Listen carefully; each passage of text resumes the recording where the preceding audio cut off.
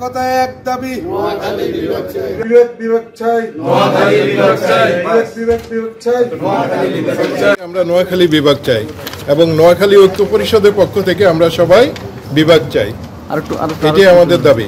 ঐক্য পরিষদের পক্ষ থেকে আসাদুল সাহেবের সাথে স্মারকলিপি দিলাম এবং ওনার সাথে আমাদের দাবিনামা পেশ করলাম। বৃহত্তর নোয়াখালী ঐক্য পরিষদ পক্ষ থেকে আমরা সবাই একত্রিত হয়ে আজকে মাননীয় রাষ্ট্রদূত মহোদয়ের সাথে সাক্ষাৎ করেছি। আমাদের একটা দাবি নিয়ে নোয়াখালী আমরা বিভাগ চাই।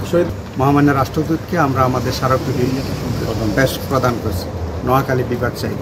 নোয়াখালী বিভাগ চাই এই হিসাবে আমরা দূতাবাসে স্মারকলিপি দিয়েছি। আমরা নোয়াখালী বিভাগের দাবিতে স্মারকলিপি প্রদান করেছি এবং ওনার সাথে বিভিন্ন বিষয়ে আলোচনা করেছি।